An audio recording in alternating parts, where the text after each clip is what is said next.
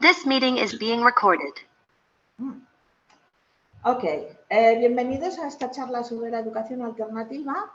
Cuando hablo de alternativa, me refiero a, vamos a tratar tres temas en concreto. Los tres temas que vamos a tratar hoy son el sistema Montessori, el sistema Steiner y el sistema de educación en casa. Una aclaración para comenzar es que hay muchos más métodos de educación alternativa, pero estos son los más populares, sobre todo los más populares en el Reino Unido. Y por eso vamos a hablar de estos, ¿vale? Yo estoy segura de que algunas de vosotras sois profesoras, entonces de ahí igual sabéis incluso más que yo. Sois bienvenidas a comentar. Pero también estoy segura de que casi todos habréis oído hablar de estos sistemas y por lo que yo he hablado con gente me da la impresión de que la gente piensa que son sistemas para bebés o para niños o para para primaria nada más y la verdad es que no, son sistemas que se pueden seguir hasta el nivel de universidad, hasta que vayan a la universidad. En algunos casos incluso la universidad se puede hacer desde casa hoy en día, pero bueno. Vamos a comenzar con el sistema Montessori y vamos a comenzar hablando un poco de quién es María Montessori. Yo puedo tratar este tema porque soy graduada Montessori, especializada en Montessori hasta la edad de 12 años. Desde 3 a 12 años, el método Montessori no permite a sus profesores estudiar solo para prepararse solo para ser profesores de primaria o profesores de secundaria, para especializarte en primaria, has de hacer antes la titulación de preescolar. Para especializarte en secundaria tienes que pasar primero la certificación de primaria Montessori, ¿vale? Entonces, María Montessori nació en Chiaravalle en el 1870, murió en el 1952. Fue la primera doctora mujer italiana. Fue responsable de una reforma de la educación por la cual acabó creándose el método llamado Montessori, pero vais a ver que muchas de las características que tiene la educación de casi todos los países hoy en día tienen bases Montessori. La verdad es que fue una de las primeras veces que alguien se sentaba a observar a los niños y a trabajar alrededor de lo que decían los niños. Esta es ella, a mí me parece una gran mujer, soy muy admiradora de ella. En el sistema Montessori, lo que hizo María fue observar cómo aprenden los niños y aplicar eso a la enseñanza. Convirtió al profesor en un observador, ¿vale? María Montessori no era profesora. María Montessori era doctora especializada en psiquiatría. Pero lo que hizo María Montessori fue que empezó trabajando al principio, cuando acabó su carrera, en un asilo, lo que antes llamaban un asilo, y en el pasado sabéis que en los asilos se llevaban a niños que no tenían que estar mentalmente enfermos. También había niños síndrome de Down, había niños huérfanos, había niños que no oían, había niños que tenían muy mal la vista, por ejemplo, y se les metía a todos en el mismo cubo. Entonces María empezó a observarlos, primero como doctora, y empezó a ver que tenían ciertos hábitos y ciertas estrategias de aprendizaje ellos mismos y se dio cuenta de que podía ayudarles a aprender, a mejorar, a poder pasar los exámenes estatales para niños, llamemos normales, por llamarlos, de la misma manera o incluso con mejores resultados. Y eso es lo que hizo con su primer grupo, los presentó a los exámenes estatales italianos y estos niños pasaron los exámenes con bastante buena nota y de ahí es cuando decidió aplicar eso a todo tipo de niños, ¿vale? Las áreas de enseñanza en las que se basa el método Montessori son 5. Vida práctica, desarrollo sensorial, lenguaje, matemáticas y cultura. El profesor es un facilitador, no enseña, facilita que el niño aprenda por él solo. ¿Tenéis alguna pregunta?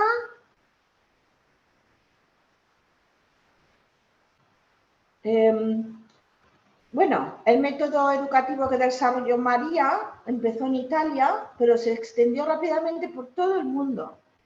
Y a su muerte, su hijo, Mario Montessori, siguió desarrollándolo. Y ahora donde más trabajo hay Montessori es en América. Como veis, las aulas, esta es una fotografía en la que se ve un aula Montessori. Las aulas son abiertas, no hay escritorios, digamos, o pupitres como en un aula convencional. Los niños atienden a la escuela con edades mezcladas. Entonces, hay 3 niveles. Uno es para niños de 3 a 6 años, otro para niños de 6 a 9 años y otro para niños de 9 a 12 años. Mario Montessori después siguió elaborando y siguió desarrollando el método y ahora hay para mayores de 12 años también. Hay escuelas secundarias Montessori muy buenas, la verdad. Como veis, los niños trabajan en el suelo y ninguno está haciendo lo mismo que otro. Cada uno hace su trabajo. Cada niño puede elegir lo que quiere hacer, cuándo lo quiera hacer y si lo quiere hacer solo o lo quiere hacer con el profesor o lo quiere hacer con otros niños, ¿vale? Y todo el material tiene que estar disponible para que el niño pueda utilizarlo.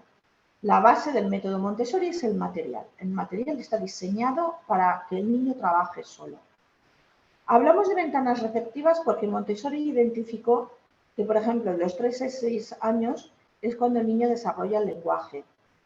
Entonces, ahí es cuando empezó a hablar de cómo trabajar desde los 3 años cualquier idioma, por ejemplo, porque a los 6 años la ventana del aprendizaje del lenguaje se cierra un poco. Voy a ver si tenemos alguna pregunta o algo, porque me siento un poco... Asen, está todo bien. Adelante. Sí, vale, me siento un poco sola ya hablando. A ver, pero os voy a explicar, antes de seguir adelante, lo del método, lo del aspecto del lenguaje, porque me parece, por el tipo de gente que tenemos aquí, me parece va a ser lo más útil, ¿no? Porque nuestros niños son bilingües, ¿vale? Entonces, Montessori identificó una ventana de especial sensibilización hacia el aprendizaje de las lenguas desde los 3 hasta los 6 años. Montessori demostró que a los 6 años esta ventana se empieza a cerrar.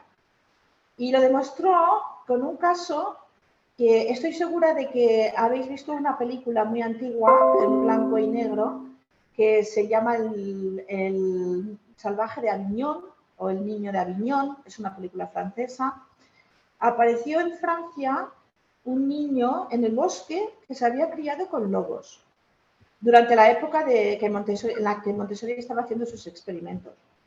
Este niño lo recogió un lingüista, un especialista en lingüística, y lo tomó como su protegido en su casa para enseñarle y educarlo. Ahora, este niño había pasado ya los 6 años, creo que tenía unos 10 o 12, ¿vale? Era totalmente salvaje, como había vivido entre animales. No se sabe si fue abandonado o murieron los padres, no supieron de dónde venía. Pero este niño no hablaba, emitía sonidos como los animales. Bueno, pues a este niño le consiguieron enseñar a vestir, a comer con cuchara y tenedor, a expresar lo que quería y a expresarse de ciertas maneras. Le expusieron a música, no consiguieron que pronunciara una palabra. Porque la ventana de aprendizaje del niño se había cerrado totalmente. y no consiguieron. Consiguieron que se expresara de alguna otra manera, pero no pudieron hacer ni que entendiera totalmente lo que le decían, ni que él hablara. Si queréis ver algún trabajo sobre esto, hay bastante en YouTube y se llama El niño de Aviñón, ¿vale? Hay otro caso también, que también lo estudió y se estudia con los estudios Montessori, que fue una niña, este caso es más reciente, fue una niña que fue maltratada por sus padres y encerrada en una habitación. A esta niña no se le expuso a la lengua normal, entonces pudo aprender algo porque había oído algo desde el lugar donde estaba encerrada, pero nunca pudo volver a aprender, nunca pudo hablar propiamente. Estos dos casos nos demuestran, sobre todo el primero, que es con el que participó personalmente en Montessori, que si un niño lo exponemos a los 6 años a cualquier idioma, el niño está muy abierto y pueden aprender con mucha facilidad. Yo diría, y Montessori dice incluso antes, perdón, no a los 6, a los 3, incluso antes de los 3 años. Pero Montessori no recomendaba que los bebés fueran a guardería o a la escuela, ¿vale? Voy a seguir compartiendo. Si tenéis preguntas, por favor, decidme o comentarios. El profesor de Montessori. El profesor no actúa de una manera convencional, como ya he dicho, no enseña al niño, ayuda al niño a aprender, es un facilitador y lo que hace es preparar el ambiente. El ambiente es muy importante. En un aula Montessori o en una casa Montessori, alguien me decía últimamente, hace poco me decía, intenté dar unos consejos para aprender a leer a niños, a leer en español, y me comentaba el papá de uno de los niños, es que el método Montessori no va a funcionar porque mi hijo no va a una escuela Montessori. Sí, sí que funciona, porque lo importante es el ambiente. Entonces se puede crear un ambiente basado en la filosofía Montessori en casa. Por ejemplo, estanterías al alcance del niño. Montessori creía que el niño no necesita juguetes, necesita los mismos objetos que un adulto, pero adaptados al tamaño de sus manos. Y por eso os voy a decir los juguetes IKEA, por ejemplo, que son jarritas y de porcelana y vasitos de cristal muy pequeñitos y son perfectos. Ella pone el ambiente para que al niño le apetezca ir a una estantería, coger lo que haya en la estantería y usarlo. El trabajo también es mantener el ambiente. Si el niño ve, si no está todo en el sitio que tiene que estar, el niño se va a confundir. Si ponemos los libros en un lugar, cuando el niño vaya a buscar los libros, tienen que estar en el mismo lugar. Y demostrar el trabajo. Por ejemplo, para enseñarles a escribir a los niños, usa lo que llamamos letras de lija, que son unos cartones o unas tablas de madera en las que se pegan las letras, el contorno de las letras cortados en papel de lija. Y entonces el niño lo que hace es sentir, tocar esa lija. Y el profesor lo que hace es demostrar cómo hacerlo al principio. No le dice, hazlo así, hay muy pocas palabras. Se le enseña, se le dice, mira, y se le enseña cómo. Y se le dice, ahora es tu turno, hazlo tú. Si lo hace mal, no se corrige. Se le vuelve a enseñar bien. Y al final lo hace bien. Y otro punto es asistir en el trabajo del niño si lo necesita. Esta es una fotografía que es la primera casa Montessori que se abrió. La casa, ella les llamaba las casas de los niños, no les llama escuelas. Dice que son las casas de los niños. Esta está en Roma, se puede visitar, todavía funciona. Y estos son ejemplos del ambiente que decía antes. Como ves, esta última foto que se ven aquí se llaman los dressing frames en inglés, los marcos de vestir serían en español, y son, como veis, son botones, cremalleras, hebillas, y son para que el niño aprenda a atar la ropa y hacer prácticas cuando están colgados ahí, el niño va, lo coge, practica con ello. Esto es parte del practical life, de la parte de vida práctica en Montessori. Esta torre que veis aquí rosa, obviamente hoy en día hay muchas torres y muchos cubos que se ponen uno encima de otro, que luego caben uno dentro de otro. pero Montessori fue la primera que se le ocurrió hacer una torre de madera, es de madera. El cubo de abajo podría contener 1 litro de líquido y pesa 1 kilo. Está todo exactamente pesado para que el niño pueda acostumbrarse al peso, lo que pesa 1 litro, lo que pesa 1 kilo, lo que ocupa el volumen de 1 litro. Se llama la torre rosa y es uno de los materiales más conocidos por ella. ¿Hay alguna pregunta o comentario? No, hacen todo bien, adelante. Muy bien. Esta torre de madera junto con... Aquí hay varios... Ella usa mucho la madera, no usa plástico. Antes había menos plástico, pero es que ni siquiera ahora se usa plástico. Si os venden algo de Montessori y es plástico, no está realmente bien hecho como debería de ser, porque Montessori es madera, casi todo madera, papel, cartón, muy poco plástico. Y metal. Entonces, la torre y esto que tenemos aquí sería de la parte de sensitiva, porque el niño con los 5 sentidos experimenta la vida, aprende y bueno, más. Esta es una típica clase Montessori cuando ella la comience. Aquí hay una fotografía de ella con 2 niñas que está adornando la clase, lo que quiere decir que no es exactamente su clase y además yo he visitado la primera que ella abrió y no es así. No es esta, pero es alguna clase en vida de ella, ¿vale? Y veis a los niños cómo están estos niños en particular están trabajando el lenguaje. Aquí veis sobre la alfombra, están usando cursivo. Otra cosa que me comentaban el otro día, cursivo no significa minúscula, ¿vale? Minúscula es escribir sin mayúsculas. Cursivo significa escribir atando las letras, uniendo una letra a otra. Hoy en día se enseña todo con minúscula, pero no cursivo, más bien como imprenta, digamos, ¿no? Pero enseguida se pasa a enseñarle al niño a escribir con cursivo, porque crea más fluidez. Aquí, como veis, son niños muy pequeñitos y ya están escribiendo cursivo, ya están practicando con el cursivo. Estas son letras que se usan letras de madera.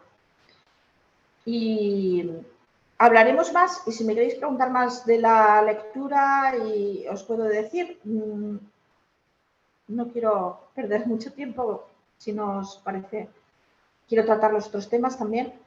Esto es algo que algunas de vosotras habéis visto en clase conmigo, son los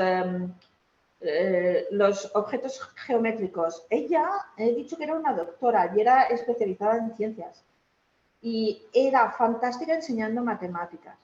Una parte que enseñaba era la geometría. Entonces aquí veis que ella tiene un objeto en su mano, tiene un cuadrado en su mano, esta es ella, Montessori, y la niña tiene un círculo en su mano. Y la niña está recorriendo el círculo con sus 2 deditos, sintiendo, experimentando, entendiendo lo que es el círculo. Para Montessori era muy importante la memoria muscular. La memoria muscular es la que usamos cuando conducimos. No estás pensando, ahora le doy al freno y ahora le doy al embrague. No, te van los pies solos y tú puedes seguir hablando, escuchando la radio, cambias las marchas, raramente piensas en lo que estás haciendo. Es memoria muscular. Ella usa mucho la memoria muscular del niño.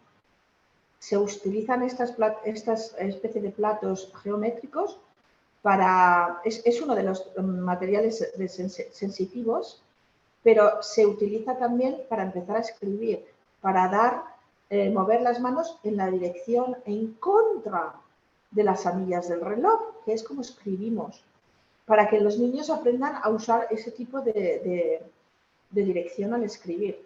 Y también para hacer dibujos geométricos en los cuadernos, apoyando el lápiz en la forma esta geométrica, en el cuadrado o en el triángulo, y dibujándolo. ¿Vale? Estoy dando muy rápido, si queréis preguntar, aquí es algo de los materiales. Como veis, más materiales geométricos. Tenemos estos que veis aquí son cuentas de collar. Ella usaba cuentas de collar para explicar las matemáticas. No hacía matemáticas con el papel, hacía matemáticas con el niño tocando lo que para ella eran los números. Por ejemplo, aquí vemos esto, aquí tiene 10 cuentas doradas, esto es para la lección, por ejemplo, esto es una decena, 10 de ellas juntas son una centena, 10 centenas juntas, una decena, 10 decenas juntas son una centena. Por lo tanto, el niño experimenta físicamente lo que son.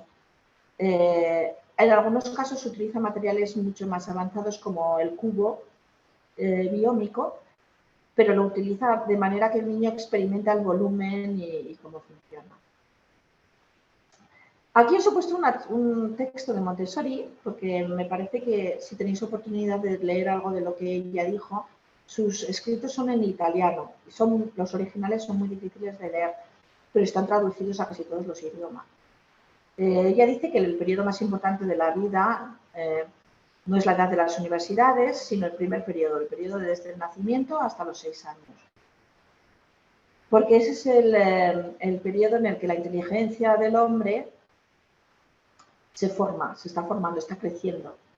Pero no solo su inteligencia, sino sus psíquicos, sus poderes psíquicos, sus poderes, su personalidad. A ninguna otra edad el niño va a ser más inteligente, eso es lo que ella pensaba. Y que también pensaba que eran muy creativos, ¿vale? Si queréis leer más cuotas de ella, hay más frases de ella, hay mucho.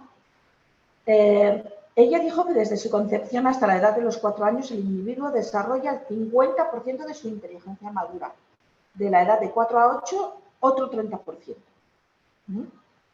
Y por tanto, basa mucho de su enseñanza. Para ella era muy importante el niño. El niño es el proyecto de adulto. No trata a los niños como adultos menos inteligentes, al contrario.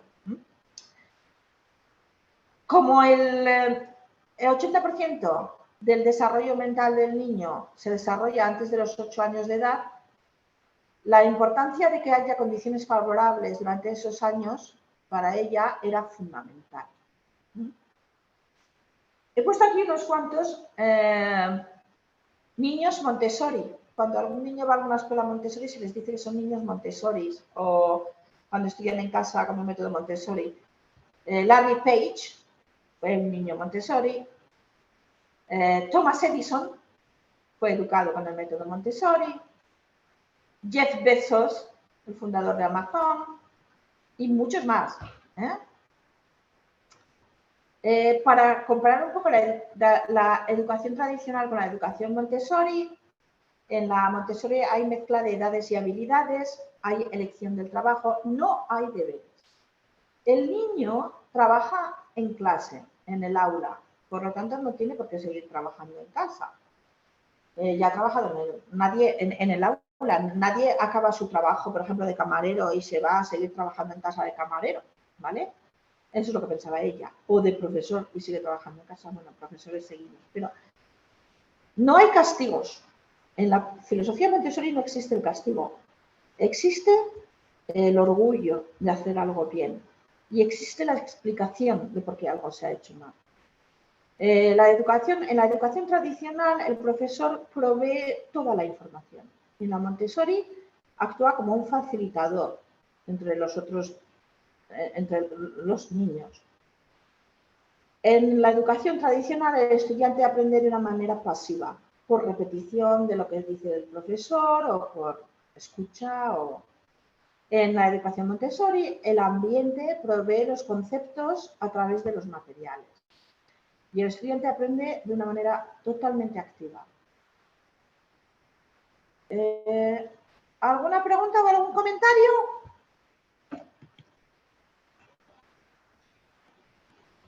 Asen, tú mencionaste que las escuelas hoy en día están haciendo más Montessori que antes. ¿Eso puedes hablar un poquito de eso? ¿Eso es como primaria o...? No es que estén haciendo más Montessori, es que, por ejemplo, ahora A ver, te pongo un ejemplo con lo de la lectura, ¿vale? Antes nos enseñaban en español, por ejemplo, la M con la A, ma. La M con la E, me, ¿vale? Y ahora se ha vuelto a enseñar de una manera fonética, por ejemplo. Y la manera fonética es la que desarrolló Montessori. Entonces ya no es la M con la A, es la M, A, ma, me. Y ese es un ejemplo en cuanto a la lengua.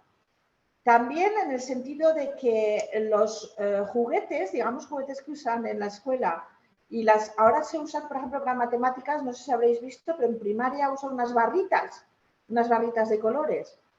Está todo basado en el método que desarrolló ella con las cuentas de colores.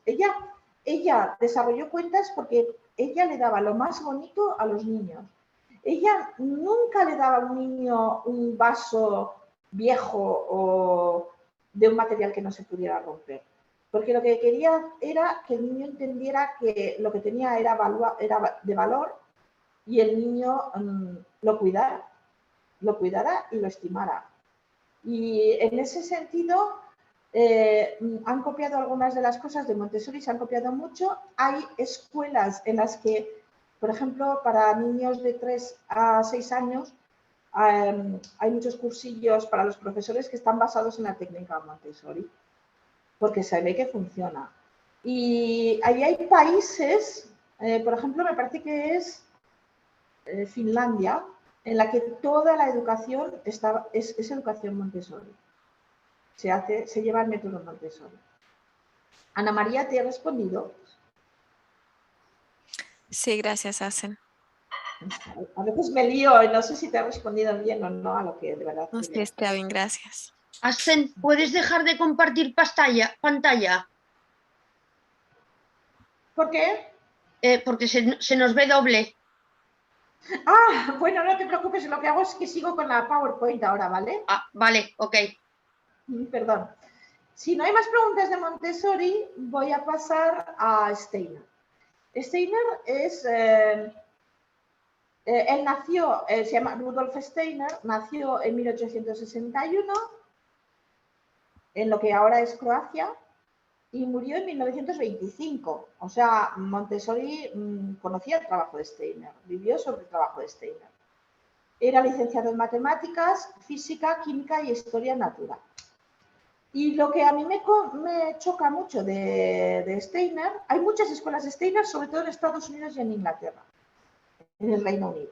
Lo que a mí me choca muchísimo de Steiner es que siendo un hombre de ciencias, matemáticas, física, química, biología, su método está basado en la fantasía, está basado en la creatividad, está basado en la facilidad del niño de soñar, de crear, de inventar y de vivir las aventuras que le pueda dar el día a día. Cosas que él dijo, hay muchas frases por ahí de Rudolf Steiner, porque la verdad que decía cosas muy bonitas. Decía que el amor era más importante que la opinión, que si la gente se amara unos a otros, todas las opiniones se podrían llegar, aunque tuvieras la opinión que tuvieras, se podría llegar a un acuerdo.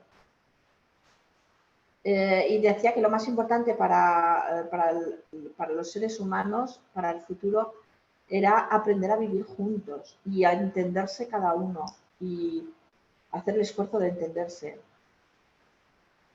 Si esto no se consigue, según Steiner, el desarrollo no es vacío, no se desarrolla propiamente. Este es el de joven. Para que veáis un poco las cosas más características de Steiner, es que, bueno, él fue fundador de lo que se llama ahora escuelas Waldorf. Se llaman Waldorf Steiner. La manera coloquial de llamarlas es Steiner, pero era Waldorf, escuelas Waldorf Steiner. Las etapas de desarrollo para él son un poco diferentes que las de... él considera etapas de desarrollo. Montessori, recordad que era ventanas de aprendizaje, ¿no? Para él hay una primera etapa que es del nacimiento a los 7 años, una etapa de primaria que es de los 7 años a los 14 años y una etapa de secundaria que se extiende hasta los 21 años. Lo que sí que tiene de común con Montessori es que el profesor no es un profesor, no enseña, es un facilitador. He de deciros que los niños Montessori no aprenden a leer y luego a escribir. Aprenden primero a escribir y luego a leer. Y, por ejemplo, yo conozco niños que han aprendido a escribir a los 2 años. Mientras que los niños Steiner, hay muchos niños Steiner que a los 8 años todavía están empezando a aprender. Todavía no se han puesto en contacto con lo que es la escritura y la lectura. Las bases de su metodología, bueno, como veis aquí, esta foto puede ser cualquier niño jugando, pero es una clase, un aula Steiner. Las aulas Steiner, las escuelas Steiner, trabajan mucho al aire libre. Hacen mucha arte, sobre todo con materiales naturales, con barro, con arena, con hojas. Tienen muchas historias y muchos cuentos. Para ellos las historias y los cuentos orales, digamos, lo que en el pasado sería un storyteller, casi un trovador, para ellos es fundamental pasar las historias oralmente, que les lean muchas historias, que les cuenten historias, inventarse ellos las historias. Modificar las historias que ya conocen o los cuentos, creen en las hadas, creen, lo viven, juegan a hadas, yo estuve observando en una escuela Steiner que había en Greenwich hace varios años y me chocó porque no estaban jugando a superhéroes, estaban jugando a los caballeros del rey Arturo y la mesa redonda. Se les enseña mucho de las tradiciones. No usan tecnología, hasta tal punto que para entrar a una escuela Steiner, a los padres les hacen firmar un contrato de que no van a tener tecnología en casa, de que los niños no van a usar tecnología. Las verdaderas escuelas Steiner que siguen el método al pie de la letra tienen este tipo de contratos. Cuando yo, hace unos años, cuando yo empecé con todo esto, no dejaban que hubiera televisión. Hoy en día imagino que ya vamos hacia el teléfono y otras cosas. Hay previsibilidad y horarios. Así como en Montessori, si un niño está trabajando 3 horas en lo mismo y lo sigue disfrutando, le deja, ellos tienen ciertos horarios, tienen unas rutinas, usan muy pocos juguetes y para ellos es muy importante respetar el descanso y el juego. No se basa solo en el aprendizaje, en el juego, en tener muchas horas de juego. Hacen muchas actividades prácticas, como Montessori, y he hablado de las tradiciones, naturaleza. La mejor manera para mí de expresarlo es son niños que son niños. Son niños que son niños hasta muy mayores casi, que viven en una cierta naividad, ¿no? En una cierta inocencia y aprenden por el ejemplo. Se les anima a dar ejemplo unos a otros. Los mayores, por ejemplo, enseñar a los pequeñitos del grupo. ¿El sistema en qué consiste la pedagogía Waldorf? Está basada en la libre instrucción por parte de los alumnos, o sea, son autónomos y a la hora de realizar y adquirir conocimiento. Y es muy importante conocer lo que necesita el niño desde el punto de vista antropológico e interno. Se tienen muy en cuenta los sentimientos de los niños. Cualquier profesor debería de tenerlo, pero creedme que en estas filosofías alternativas que estamos viendo, las clases normalmente son más pequeñas, los grupos de niños son más pequeños, se tiene mucho cuidado en que de verdad el niño sea observado y tenido en cuenta y se aprecia mucho el cómo se sienta el niño. Waldorf es muy curioso porque relaciona mucho la fuerza vital del niño, el desarrollo del niño con los dientes, por ejemplo. Las edades, tanto Montessori como Waldorf, una de las edades, uno de los cambios que hay es a los 6 o los 7 años. Y es, si os dais cuenta, es cuando los niños empiezan a perder los dientes de niño. Para Waldorf, el niño está dedicado y la fuerza del niño consiste en crecer. La energía que tiene el niño es para crecer, no para aprender. Cuando empieza el cambio de los dientes es cuando Waldorf, a esa edad, 6, 7 años, es cuando Waldorf empieza a fomentar un poco el estímulo de la memoria. Y esa es esa edad en la que empieza el niño a aprender a leer o a escribir. Os he dicho ya las edades, las aulas en esas edades se llaman jardín de infancia, de 3 a 7, primaria, de 6 a 7, desde los 6 o los 7 hasta los 14 y secundaria hasta los 14, perdón, esto está mal, secundaria desde los 14 hasta los 21, ¿vale? ¿Tenéis alguna pregunta? Aquí está lo mismo. En el jardín de infancia se usan muchos talleres y hay muchas actividades cotidianas. Se enseña al niño mucho a cocinar, a lavar, a fregar, a hacer manualidades, a cortar, a pegar. En la edad escolar, que sería la primaria, se desarrolla mucho la creatividad. Las materias tienen siempre un aspecto de juego y se motiva mucho el aprendizaje. Es una etapa de motivar. Mientras que en lo que se diferencia bastante es a partir de la edad de 14 años, en las que se le enseña al niño a desarrollar un espíritu crítico. Se le enseña a dar su opinión, a analizar. Para él es muy importante a esta edad el análisis. El no decir a mí me gusta esto porque mi amigo ha dicho que le gusta, sino a dar su propia opinión y adquirir un criterio propio, adquirir su propia personalidad y sus propias creencias. Ahí es donde se introduce muchos más conceptos de historia, política. Esta fue la primera escuela Waldorf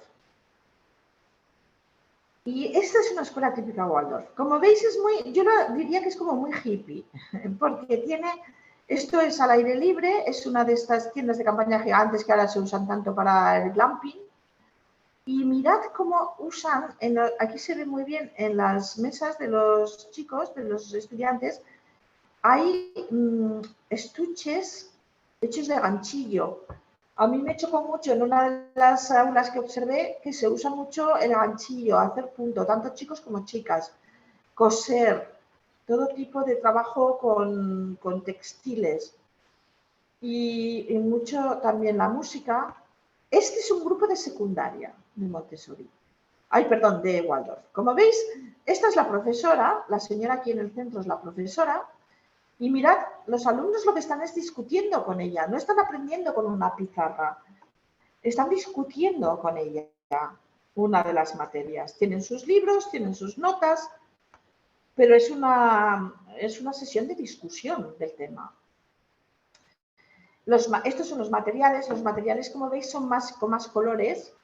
Montessori, por ejemplo, basa todo en los colores básicos y los colores primarios. Y Waldorf ya es como más que el arcoíris, o sea, ya es una pasada de colores.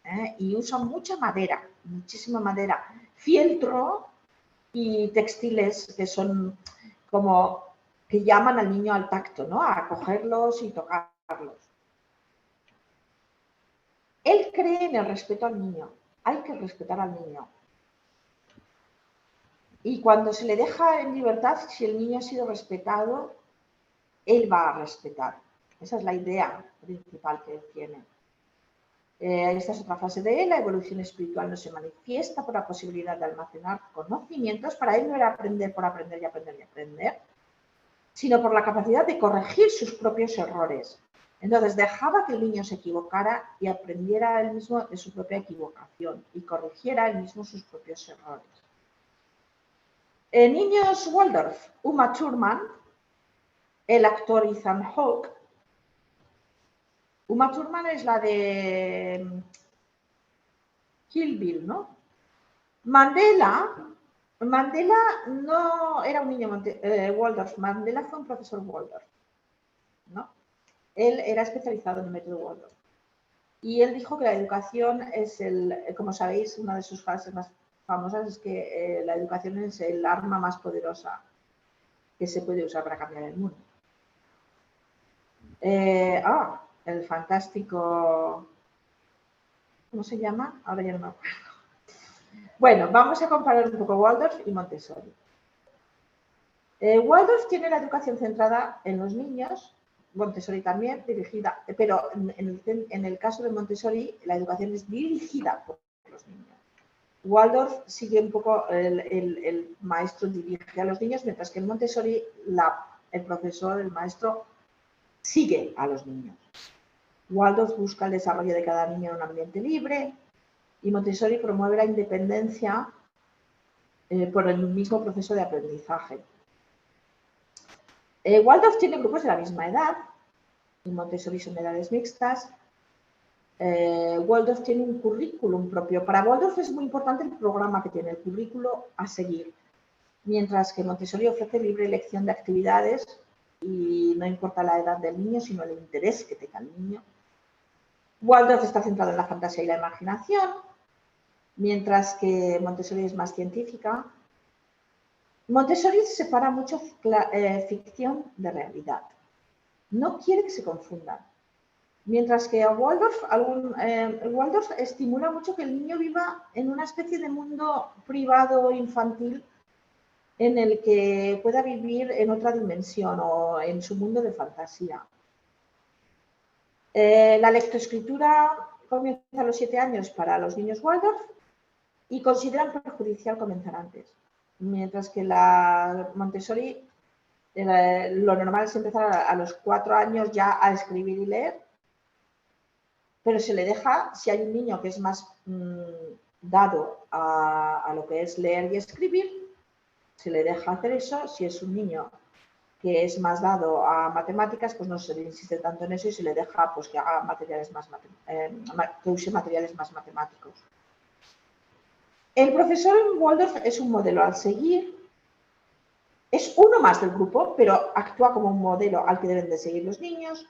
Y en Montessori, cuando se entra a un aula, casi no se ve al profesor, hay que buscarlo, porque está observando a los lados, viendo qué niño le va a necesitar ayuda o viendo cómo puede dirigir a un niño que se ha equivocado, por ejemplo, en el sentido justo. Con Waldorf, el profesor casi todas las tareas que son manuales, Montessori de nuevo es observación, y los materiales de Waldorf son más tradicionales, más rudimentarios, mientras que los materiales de Montessori son muy específicos y tienen una finalidad muy determinada, son autocorrectivos. Si un niño pone una pieza en el lugar equivocado, el mismo niño se va a dar cuenta de que está mal y se va a autocorregir, porque el material ya está diseñado para eso. Aquí tenemos una clase, esta foto me choca mucho porque aquí es una clase digamos normal, por decirlo de alguna manera, convencional, clase Montessori y el niño trabajando junto, clase Steiner compartiendo historias. Aquí he puesto algunos modelos más. Hemos hablado ya de Montessori y de Waldorf. También existen otros tipos de educación alternativa. Por ejemplo, es muy famoso el método de Reggio Emilia, que es, digamos, un sucedáneo del Montessori, que se llama Reggio Emilia porque es la región en Italia donde se desarrolló y tiene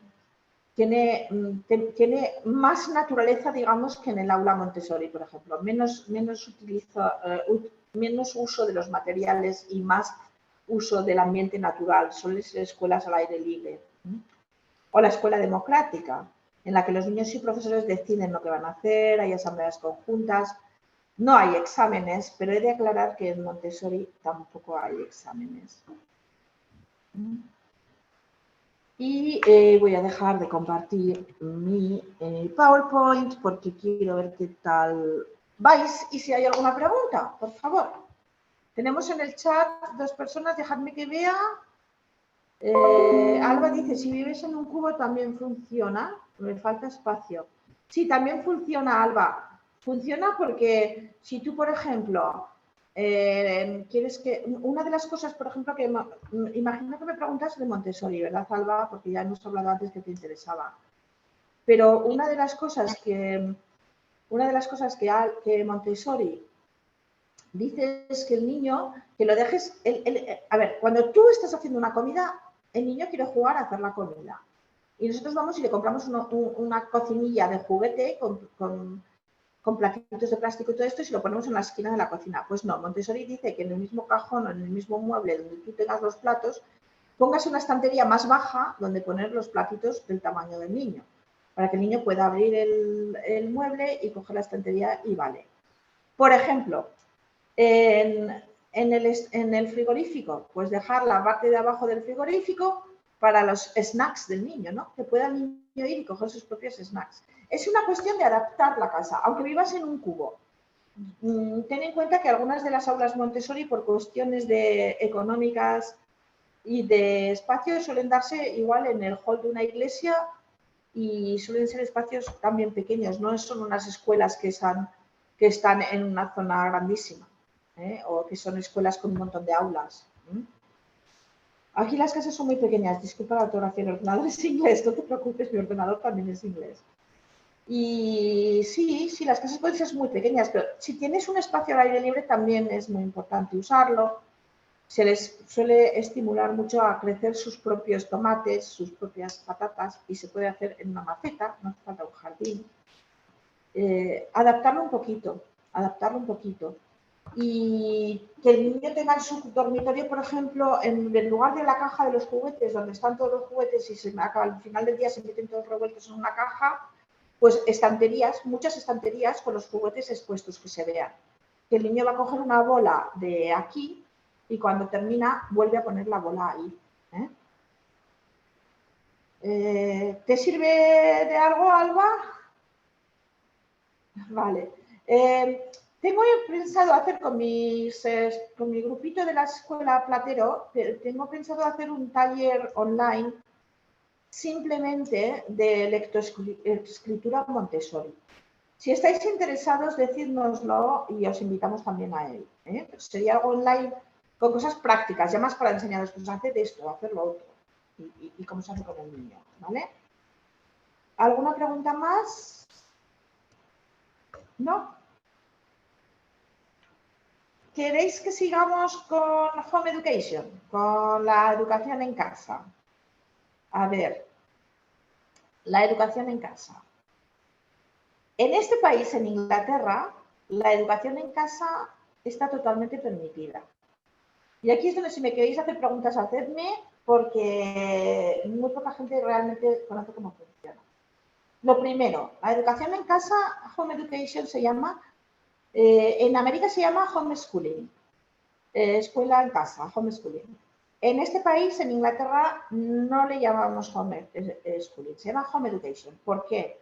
Porque educación significa darle una educación a tu hijo, mientras que schooling significa darle un ambiente de escuela a tu hijo. Y en casa, sí, una de las razones por las que muchos padres optan por una educación en casa es porque no quieren que tener un ambiente de escuela. Entonces, se le llama, yo he practicado esto por muchos años y somos muy estrictos en cuanto a cómo llamarlo. Se cree que muchos niños, no todos, pero muchos niños al entrar a la escuela les cambia el deseo de aprender por el deseo de aprobar. Sobre todo en culturas mediterráneas, voy a decir, donde hay exámenes cada año. O niños, por ejemplo, en el que los padres les empujan mucho para tienes que aprender, tienes que pasar, se les va el deseo de aprender lo que ellos quieren y llega el deseo de pasar un examen, ¿no? Para los niños que se educan en casa se les deja un poquito, se intenta seguir un poco más sus propios intereses, ¿no? Esta es una foto de un grupo de educación en casa. Como veis, no es una casa, es un hall y como veis están haciendo trabajos de madera. He puesto esta foto porque la educación en casa no se da solo en casa.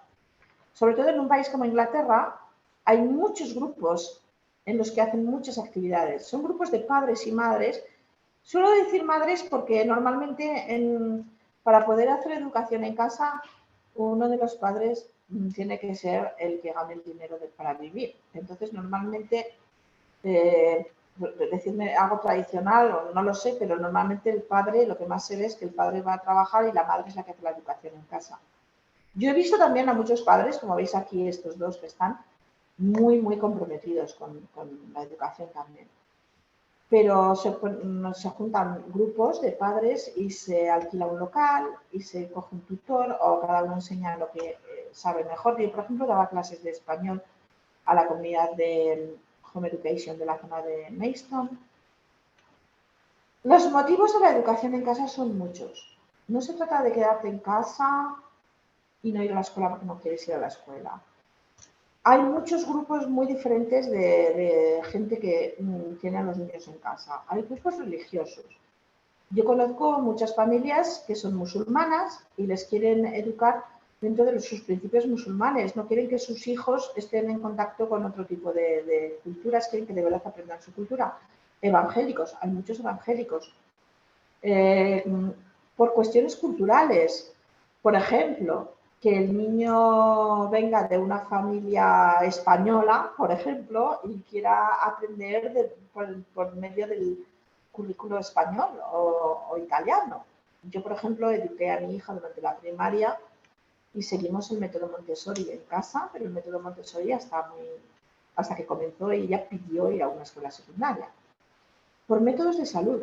Hay niños que pierden muchas horas de escuela, hay mucho porque tienen que estar en un hospital o porque tienen problemas de movimiento o porque tienen la salud floja y se agarran varias enfermedades al año por salud mental. Sobre todo después del confinamiento que hubo, este es uno de los mayores motivos, la salud mental del niño. Niños que no pueden estar en un aula con otros, que no lo soportan.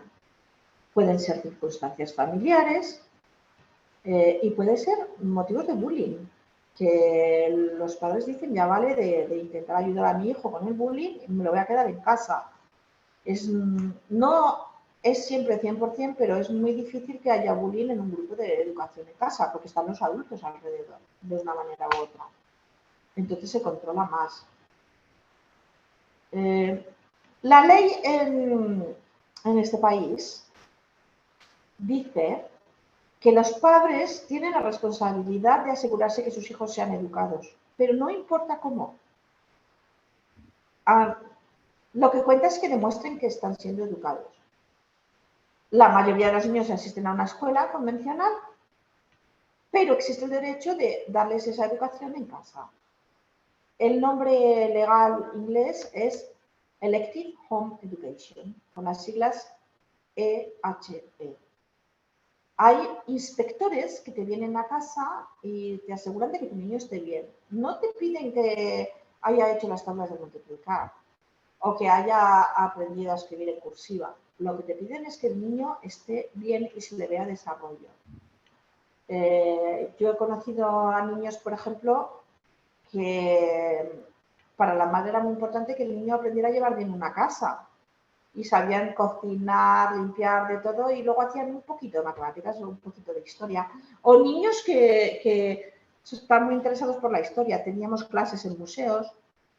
Aquí he puesto 2 páginas web. La primera de Kent, que os podría interesar. Como pondremos esto en la página de YouTube, podréis ver esto, ¿vale? Y meteros si queréis. Hay mucha gente que está en contra de la educación en casa porque cree que es quedarse en casa y no hacer nada. Y hay muchos padres que dicen, yo no voy a hacer la educación de mis hijos en casa porque no soy profesor. Pero es que no hace falta ser profesor. Os voy a poner un ejemplo de las lecciones que tenía mi hija, por ejemplo. Pues salía una señora que nos dejaba la granja y una vez a la semana iba con un grupo de niños de educación en casa, de Home Education, a trabajar en la granja.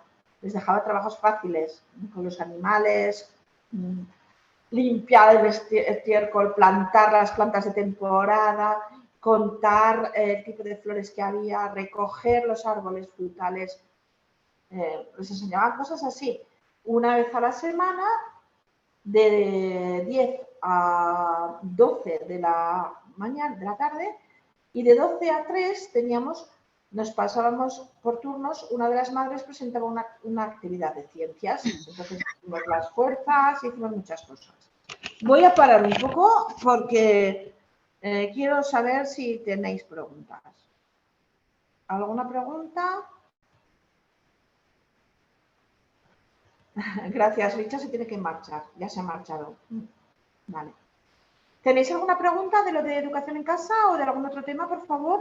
Cuando educas a tus hijos en la casa, igual tienen que tomar los exámenes que toman el resto de los niños de los colegios. No, es tu elección, tú eliges. Entonces, en este país, en la primaria, se les hacen unos exámenes internos en la escuela que no valen para nada más que para determinar si tu hijo está en el grupo alto de la clase o en el grupo bajo. No sirven para no pasar de curso como en otros países, como en España, por ejemplo. Entonces, lo que hace esos exámenes, normalmente los de Home Education no los hacemos, nos parece una tontería. El caso es que el niño aprenda. Hay muchos padres que sí que preparan a los niños, por ejemplo, yo lo preparé, mi hija quería ir a una escuela en particular, le gustaba esa escuela, que era una grammar school, entonces sí que preparé a mi hija para el 11 Plus. No tuve ningún problema, la preparé para el 11 Plus, la apunté a todos los cursillos, había como test de examen, ¿no? Pruebas de exámenes, pero que no eran reales, eran para ver qué tal iban. Que los facilitaba el council, yo les apunté a todos, le apunté a todas y luego cuando llegó la hora del examen, hizo el examen, lo pasó y la cogieron en una escuela grammar, ¿vale? Hay muchas personas que deciden, al contrario, deciden llevarlo en primaria y cuando empiezan en la secundaria por motivos de no poderse adaptar al nivel o deciden ir al Home Education y entonces deciden prepararlos para los GCSEs, pero lo puedes tomar cuando quieras. En la escuela se toma en el año 12 y con Home Education puedes hacer el GCSE cuando tú quieras. En lugar de hacer todos en año 11, en lugar de hacer todos en año 11, puedes coger y decir, voy a presentar a mi hijo a matemáticas y inglés este año, aunque tenga 10 años, ¿vale? Porque está listo, porque lo va a pasar. Y voy a dejar la historia para cuando tenga 13 años porque le va muy mal, por ejemplo. Y lo puedes hacer así. Lo que sí que sale es más caro, porque claro, en una escuela no tienes que pagar por los exámenes, pero en una educación en casa, todo lo que tú quieras que tu hijo haga, supone que tienes que pagarlo. Hay muchas cosas gratis porque como grupo de Home Educators nos juntamos en grupos y nos aprovechamos de las cosas que hay gratis para una escuela, también te las dan a los grupos de Home Education, ¿no? Pero, por ejemplo, mi hija hizo el examen de GCSE de español a los 9 años. El examen se hace normalmente en año 11, a los 16 años, mi hija lo hizo a los 9 años. Lo pasó con la máxima nota, pero me costó más de 300 libras un examen, ¿vale? Porque, bueno, se presentaron unos amiguitos que yo les daba clase a ellos también. A ellos les costó menos porque solo tuvieron que pagar la escuela, se hacen exámenes de por libre. Hay que buscar centros que lo admitan. Y a mi hija no me permitieron que le hiciera la parte oral del examen, entonces tuve que pagar una examinadora para que se lo hiciera. Eso es lo que hay un poco, pero se puede hacer de manera barata también, ¿eh? Hay otras personas que no lo hacen así. No hace más. ¿Vale? ¿Te ha respondido Ana María? Sí, gracias. Vale. ¿Alguna pregunta más? ¿No? Sigo un poquito con la presentación. Bueno, son ya las 9. Voy a seguir un poquito con la presentación. Por favor, paradme si tenéis alguna pregunta, pero voy a seguir hasta el final si no me paráis, ¿vale? Uy, Dios mío, ¿qué hago? Que os enseñe mis secretos. A ver. El currículum. Los padres son los facilitadores y no es un viaje solitario. Hay muchos grupos de trabajo y hay mucho apoyo. Hay apoyo del council de cada zona Y luego hay muchas actividades en museos. Los museos ofrecen clases de historia en las que los niños pueden ir y no solamente estudiar, sino tocar los objetos que hay en el museo. Por ejemplo, nosotros hemos ido a talleres sobre egiptología, talleres sobre una época en particular de la historia, los Tudores, por ejemplo. Y los dinosaurios, hemos hecho mucho de dinosaurios y coger los huesos que quedan, te dejan tocarlos. Hay muchos museos que ofrecen eso. Se hacen actividades en iglesias que te ceden por muy poco dinero o nada el hall, donde puedes hacer actividades, en mezquitas, en salones de actos, en parques. Mi hija estudiaba literatura e historia del arte, estudiaba con un grupo de teatro y lo hacían al aire libre, en los parques. Entonces, por ejemplo, estudiamos toda la serie de Shakespeare, con talleres hechos por ese grupo de teatro.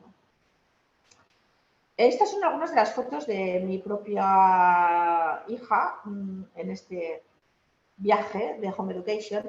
Aquí tenemos, ya veis que son de distintas edades, son bebés, desde bebés hasta más mayorcitos. Están trepando un árbol porque se hacen muchas actividades al aire libre, como os he dicho. Aquí era en el descanso de una actividad que hicieron, que fue aprender cómo rodar un vídeo musical. Entonces vino un experto en vídeos musicales con la cámara, todo profesional, aprendieron cómo usar la cámara, cómo escribir el guión, fue un día entero. Y luego hicieron la grabación y después él les mandó copias para todos. Muy bonito. Aquí tenemos a nuestro grupo de tenis. Un día a la semana teníamos tenis por la mañana. Todos estos niños son de Home Education, son más pequeñitos, pero acabaron hasta muy mayores. Algunos todavía siguen ahora a los 16 años practicando tenis. Y aquí tenemos una presentación en un museo, aquí. Y también incluso los centros de mascotas, los centros de pet shops y cosas así, hacen presentaciones de cómo cuidar animales y lo que es un mamífero, lo que es un anfibio y así. Y este es un señor que es un escritor de novelas para niños y les hizo un taller sobre cómo escribir una historia para niños. Es un escritor que tiene una serie de libros, una trilogía de libros de fantasía, parecido un poco en el estilo de Narnia, y entonces les enseñó cómo crear un mundo fantástico, otra dimensión para ponerla sobre el papel. Aquí está enseñándoles con un metro y les estuvo enseñando como las estructuras de una novela, ¿vale? Más cosas, ya veis que hay de todo tipo. Y estos son, aquí veis, estos he puesto aquí porque eran anuncios de clases. Home Education, clases de arte para Home Education. Esto, por ejemplo, no me acuerdo de dónde era, lo cogí del web, pero que veáis que manteniendo los ojos un poquito abiertos, hay de todo. Personas que han sido educados en casa, Mozart, la señora esta Nightingale, Louisa May Alcott, que es la escritora de Mujercitas, Venus Williams, la tenista. Esta chica es una de las actrices de Disney. Prometo que cuando puse la foto me acordaba quién era, pero seguro que vosotros la conocéis más por vuestros hijos. Y voy a dejar de compartir y me voy a pasar con vosotros a ver si tenéis alguna pregunta.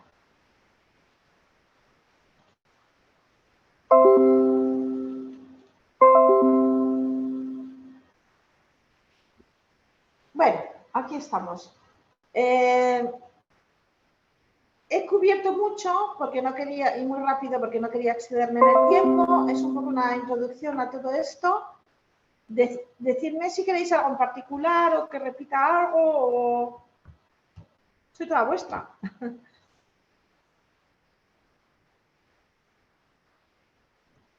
Fátima, ¿tienes algo que decir? Bueno, pues simplemente añadir que mejor imposible, inmejorable.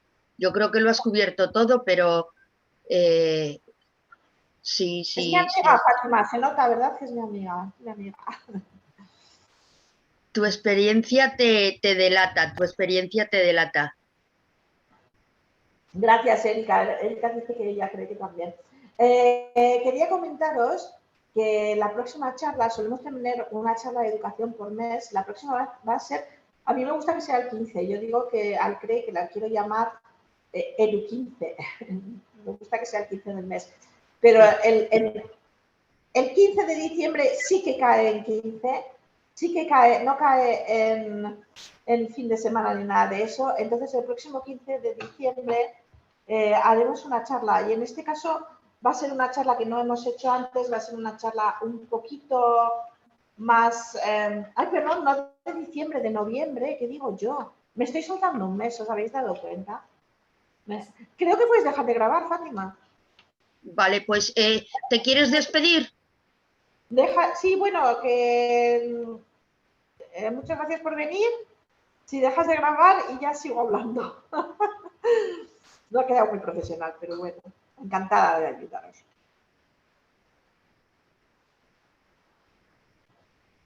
Vale, ya puedes decir palabrotas. Gracias. Esto de grabar a mí me pone un poquito, pero bueno, no, noviembre, el 15 de noviembre es un martes, ¿vale? Y ese será la siguiente reunión, la siguiente charla será el 15 de noviembre. Es una charla que va a ser un poco diferente. Va a ser una charla que hemos hablado de hacerla hace bastante tiempo, que va a ser un poco diferente porque la charla se va a titular Platero, el crecimiento de una escuela. Algunas de vosotras aquí estáis conmigo en Platero. Platero nació de cero, nació de un derecho, de una necesidad que había en el grupo de españoles que seguían las vicisitudes del CRE y que no tenían acceso a las clases de alce que da gratis el gobierno español. Y por eso, ¿estás todavía grabando, Fátima?